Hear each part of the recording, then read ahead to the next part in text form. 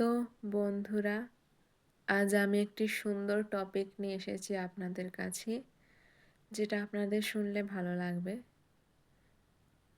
তো সেটা হচ্ছে যে, দেখুন, আমরা সবাই এই পৃথিবীতে এসেছি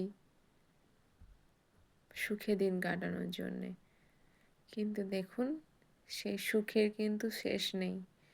মানুষ ঠিক যেমন না যেমন করে হোক নিজের ইনকাম করছে, নিজের সুখে দিন কাটাচ্ছে, যেটা ইচ্ছা চাহিদা পূরণ করছে, তাই তো? কিন্তু তারপরেও কিন্তু মানুষ কিন্তু সে অসুখী রয়ে যাচ্ছে, তাই না? তো এখানে কি প্রমাণ হচ্ছে যে আমরা আমাদের চাহিদাগুলো যতই মেটাই না কেন, আমরা কোনো না কোনো একটা জায়গায় গিয়ে ঠিক অসুখী রয়ে যাচ্ছি, তাই তো? তাহলে তাহলে আমাদের কি করতে হবে? আমাদের যেটা করতে হবে সেটা হচ্ছে যে অল্পতে সন্তুষ্ট হতে হবে, তাই তো? যে জিনিসটা আমরা পাচ্ছি সেই সামান্য জিনিসটুকুতেই আমাদের সন্তুষ্ট হওয়ার জন্য জায়গা খুঁজে নিতে হবে।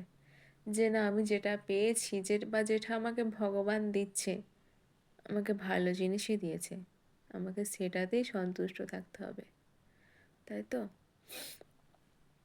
কিন্তু এমনও অনেক কিছু আছে পৃথিবীতে, এমনও মানুষের অনেক কষ্ট আছে, যেখানে ছোট ছোট বাচ্চা, তাদের কারোর বাবা ছেড়ে চলে যাচ্ছে, বা অল্প বয়সে কারোর বাবা মা দেখছি মারা গেছে।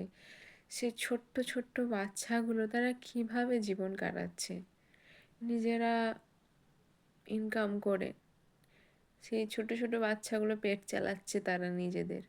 তাহলে বলুন তো, তারাও তো ভাবতে পারে।